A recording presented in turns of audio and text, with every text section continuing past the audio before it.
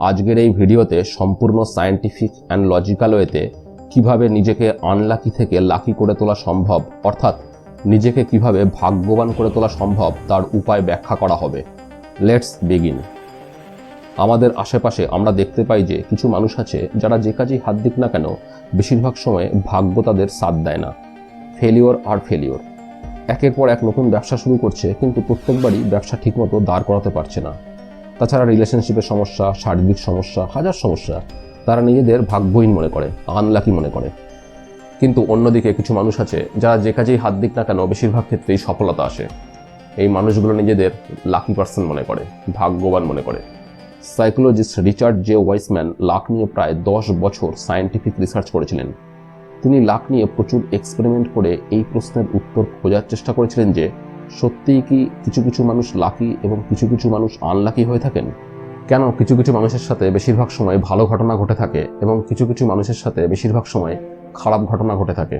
প্রচুর সায়েন্টিফিক এক্সপেরিমেন্টের পর তিনি এই সিদ্ধান্তে পৌঁছালেন যে হ্যাঁ, সত্যি সত্যি কিছু কিছু মানুষ লাকি এবং কিছু কিছু মানুষ আনলাকি হয়ে থাকেন।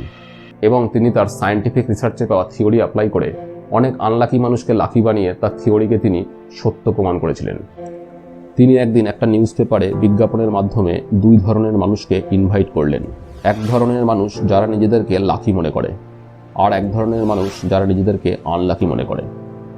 তিনি তাদেরকে একটা কাজ করতে দিলেন, সেটা হলো একটা ম্যাগাজিন দিয়ে বললেন যে এই ম্যাগাজিনের ভেতরে টোটাল কটা পিকচার আছে সেটা কাউন্ট করে বলতে হবে। কারা আগে বলতে পারে দেখা যাক। এবং তিনি সেই ম্যাগাজিনের ভেতরে একটা পেজে লিখে রেখেছিলেন যে এই ম্যাগাজিনে টোটাল 52 পিকচার্স আছে, তাই কাউন্ট করা বন্ধ করুন। আশ্চর্যজনকভাবে যারা নিজেদেরকে লাকি মনে করে তাদের প্রত্যেকের নজরেই এই লেখাটা এসে গেছিল, তাই কয়েক সেকেন্ডের মধ্যেই তারা অ্যান্সার দিয়ে দিয়েছিল। কিন্তু যারা নিজেদেরকে আনলাকি মনে করে তাদের নজরে এই লেখাটা আসেইনি, তাই তারা পিকচারগুলো কাউন্ট করতে অনেকটা সময় নিয়েছিল। এই রকম কেন হলো? অর্থাৎ কিছু কিছু মানুষের ক্ষেত্রে অলৌকিকভাবে কেন বেশিরভাগ সময়ে লাক তাদের ফেভারে থাকে, আর কিছু কিছু মানুষের ক্ষেত্রে কেনই বা বেশিরভাগ সময় ভাগ্য তাদের সাথ দেয় না? তার কারণ ভিডিওটা যত এগোতে থাকবে তত আপনার কাছে আস্তে আস্তে ক্লিয়ার হতে থাকবে। যাই হোক, প্রফেসর ওয়াইসম্যান এই মানুষগুলোকে প্রায় 3 মাসের সায়েন্টিফিক ট্রেনিং দিয়ে তাদের লাক প্রায় 80% ইমপ্রুভ করে দিয়েছিলেন। এখন প্রশ্ন হলো, what is luck? According to science, luck is randomness. আমাদের চারপাশে প্রতিনিয়ত র্যান্ডাম ইভেন্টস হয়েই চলেছে, মানে এলোমেলো ঘটনা।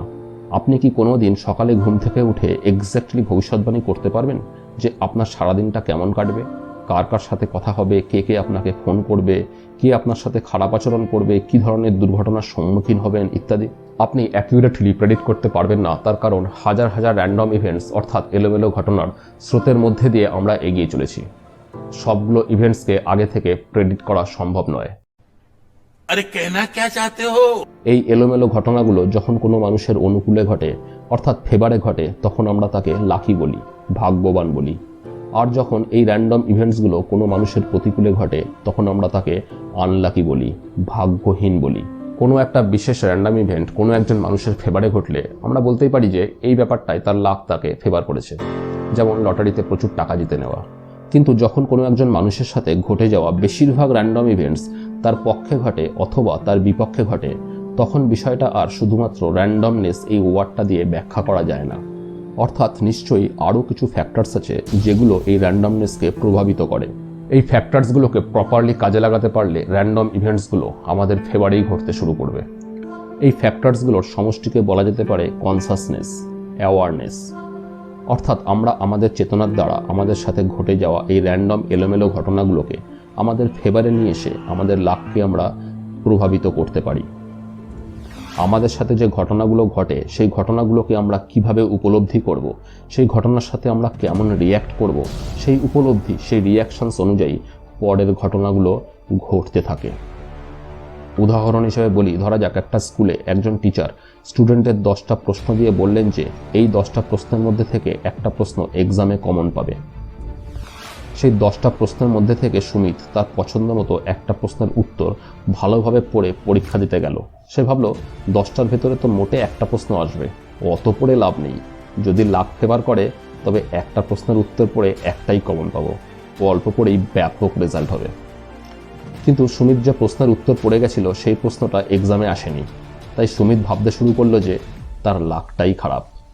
সুমিত যেহেতু 10টার মধ্যে একটা অ্যান্সার রেডি করেছে, তাই সম্ভাবনা তত্ত্ব অনুযায়ী র্যান্ডমনেস তার পক্ষে থাকার সম্ভাবনা 10%, আর র্যান্ডমনেস তার বিপক্ষে থাকার সম্ভাবনা 90%। অর্থাৎ লাকি হবার সম্ভাবনা 10% আর আনলাকি হবার সম্ভাবনা 90%।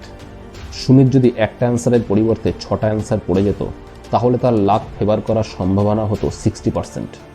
আর যদি সে 10টার মধ্যে 10টা অ্যান্সার প্রিপেয়ার করে যেত, তাহলে র্যান্ডমনেস তার ফেভারে থাকার সম্ভাবনা হতো 100%। অর্থাৎ লাকি হবার সম্ভাবনা হতো 100%। অর্থাৎ আমরা আমাদের অ্যাকশনের দ্বারা আমাদের সাথে ঘটে যাওয়া র্যান্ডম ইভেন্টসগুলোকে আমাদের ফেভারে নিয়ে আসতে পারি। অনেকে বিশ্বাস করে যে মাদুলি, তাবিজ, আংটি এইগুলো তাদের ভাগ্য পরিবর্তন করতে পারে, এবং সত্যি সত্যি অনেক ক্ষেত্রেই এই এলিমেন্টসগুলো ইউজ করার ফলে তাদের ভাগ্য পজিটিভ ডিরেকশনে ঘুরে যায়।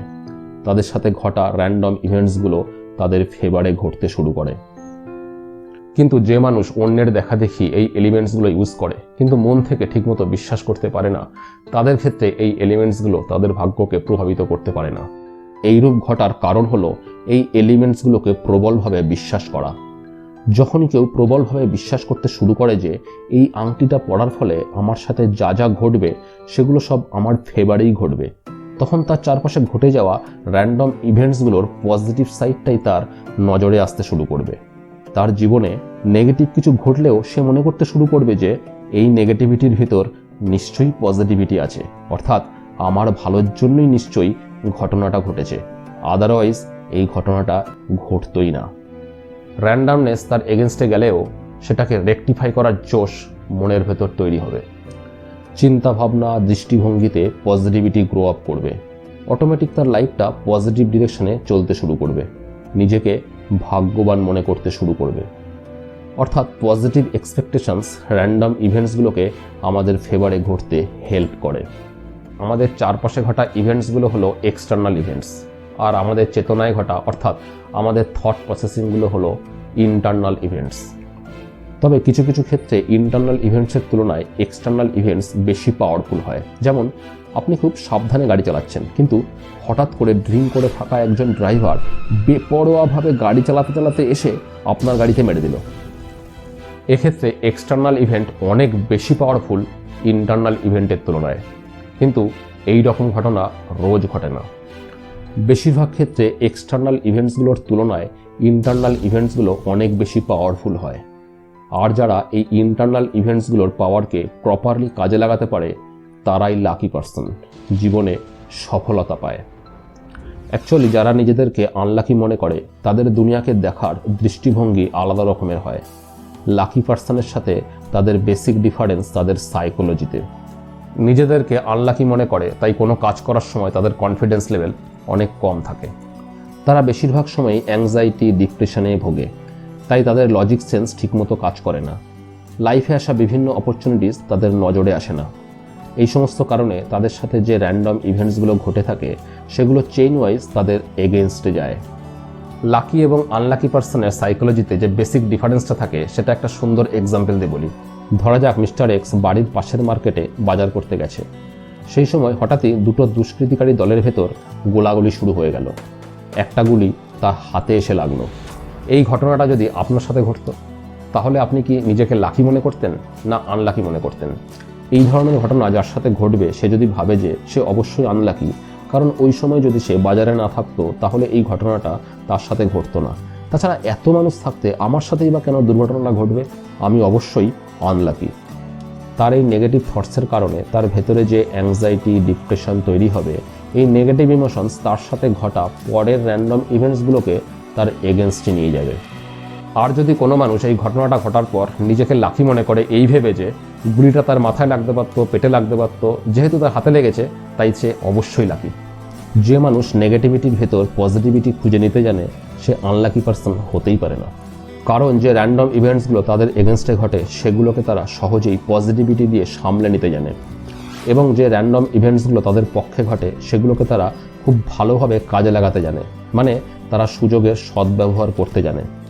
আর যে মানুষ পজিটিভিটির ভেতরে নেগেটিভিটি খুঁজে নিয়ে অ্যাংজাইটি, ডিপ্রেশনে ঢুকে পড়ে, তার সামনে দুনিয়ার সমস্ত সুখ ঐশ্বর্য এনে দিলেও সে নিজেকে আনলাকি পার্সন মনে করবে। তাই সত্যি সত্যি র্যান্ডমনেস অটোমেটিক্যালি চেন ওয়াইজ তার এগেনস্টে ঘটতে থাকবে। তাই be positive, expect positive and keep faith in action. ভিডিওটা কেমন লাগলো কমেন্টে জানাবেন প্লিজ। ভিডিওটা লাইক করবেন বন্ধু। ভিডিওটা যদি ইউটিউবে দেখে থাকেন চ্যানেলটা সাবস্ক্রাইব করবেন, আর যদি ফেসবুকে দেখে থাকেন পেজটাকে ফলো করতে ভুলবেন না কিন্তু। Bye. Be more logical, more scientific.